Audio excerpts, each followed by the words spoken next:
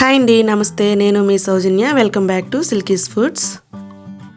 ఈరోజు మన రెసిపీ వచ్చేసి కారం పొడి చూపించబోతున్నానండి. ఈ కారం పొడి ఇడ్లీ, దోశ, చపాతీ, అన్నం దేనిలోకైనా సరే మంచి టేస్ట్గా ఉంటుందండి. అంతేకాకుండా ఈ కారాన్ని మనం వేపుడు కూరల్లో కానీ లేదా పులుసు కూరల్లో కానీ, అంటే సొరకాయ, దప్పలం అలాంటివి వండుతాం కదండి, వాటిల్లో కూడా చాలా బాగుంటుంది. ఈ కారం పొడి 2 నెలల వరకు చక్కగా నిల్వ ఉంటుంది.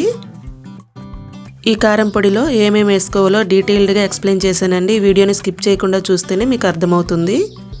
మరి ఇప్పుడు తయారీ విధానం చూసే ముందు వీడియోకి ఒక లైక్ చేయండి. మీరు లైక్ చేస్తే నాకు బూస్టప్లా ఉంటుందండి. ముందుగా స్టవ్ వెలిగించుకొని స్టవ్ పైన కడాయి పెట్టుకొని అందులోకి 1 కప్పుడు పల్లీలు వేసుకోండి.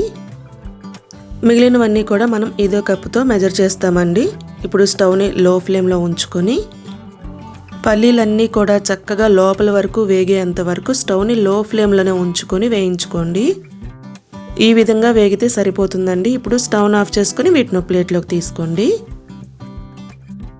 మరలా అదే కడాయిలో 1/2 కప్పు పచ్చిశనగపప్పు వేసుకోండి.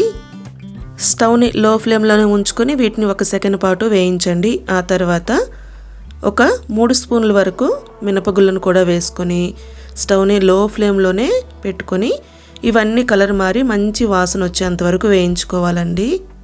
ఇక్కడ మీరు ఒకటి గుర్తు పెట్టుకోవాలండి. ఈ కారం పొడి మంచి రుచిగా రావాలంటే మీరు పప్పులన్నీ కూడా చక్కగా సిమ్లోనే ఉంచుకొని నిదానంగా వేయించుకోవాలి. చూడండి, చక్కగా వేగిపోయాయి. ఇప్పుడు వీటిని వేరొక ప్లేట్లోకి తీసుకోండి.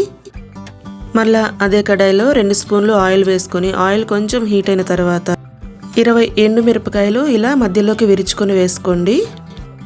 అందులోనే 3 స్పూన్ల వరకు తెల్ల నువ్వులు, 2 స్పూన్ల ధనియాలు, 1.5 స్పూను జీలకర్ర, కొంచెం అంటే 1 చిటికెడు మెంతులు. ఈ ఫ్లేవర్ చాలా బాగుంటుందండి. అందులోనే 1 జాజికాయ తీసుకొని ఇలా గ్రేటర్తో కొంచెం గ్రేట్ చేసుకుంటే సరిపోతుంది. ఫ్లేవరు, టేస్ట్ కూడా చాలా బాగుంటుంది. ఇప్పుడు స్టవ్ని లో ఫ్లేమ్లో పెట్టుకొని మనకి నువ్వులు చిటపటలాడి ఇవన్నీ కూడా కొంచెం వేగేంత వరకు వేయించండి. చూడండి, ఇక్కడ నాకు వేగిపోయాయి. ఇప్పుడు స్టవ్ని ఆఫ్ చేసుకొని దీన్ని పక్కకు దించుకొని వీటిని పూర్తిగా చల్లారనివ్వండి. ఈలోపు మనం పల్లీలకున్న పొట్టుని తీసేయాలండి. ఇవి చల్లారిపోయాయి. ఇలా కొంచెం గట్టిగా ప్రెస్ చేస్తే వాటికి ఉన్న పొట్టు అంతా కూడా మనకి సపరేట్ అయిపోతుంది.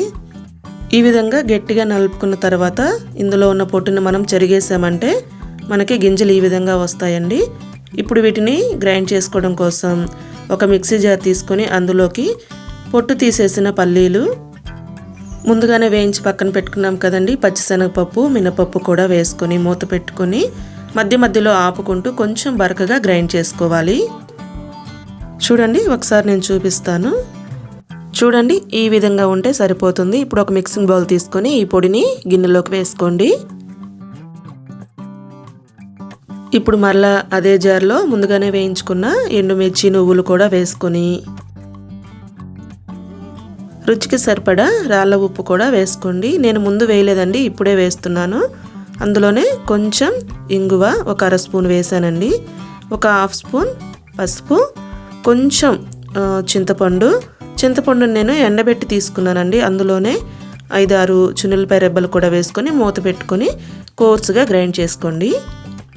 చూడండి, ఇక్కడ నేను గ్రైండ్ చేశానండి.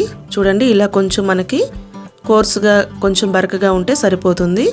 ఇప్పుడు దీన్ని కూడా పల్లీల పొడిలో వేసుకొని చక్కగా ముందుగా గ్రైండ్ చేసుకున్న పల్లీల పొడి, ఈ కారపొడి 2 కలిసేలాగా చేత్తోనే ఇలా కొంచెం రబ్ చేస్తూ కలుపుకోండి. ఇక్కడ నేను ఈ కారం పొడిలో కరివేపాకు వేయలేదండి, ఎందుకంటే ఆ ఫ్లేవర్ ఈ ఫ్లేవర్ని డామినేట్ చేస్తుందని. అంతేనండి, సింపుల్గా కమ్మని రుచితో మనకి కారం పొడి రెడీ అయిపోయింది. ఇది ఇడ్లీ, దోశ, చపాతీ, అన్నం ఇలా దేనిలోకైనా చాలా అంటే చాలా రుచిగా ఉంటుంది. మరి మీకు నచ్చిందా? నచ్చినట్లయితే మీరు కూడా తప్పకుండా ట్రై చేసి మీకు ఎలా వచ్చిందనేది మీ ఫీడ్బ్యాక్ కామెంట్ చేయడం మాత్రం మర్చిపోవద్దు. వీడియోని లైక్ చేయండి, మీ ఫ్రెండ్స్కి, రిలేటివ్స్కి షేర్ చేయండి. మరిన్ని రెసిపీస్ కోసం ఛానల్ని సబ్స్క్రైబ్ చేసుకొని పక్కనే ఉన్న బెల్ని క్లిక్ చేసినట్లయితే మా లేటెస్ట్ వీడియో నోటిఫికేషన్స్ మీ దాకా వస్తాయి. Thank you for watching.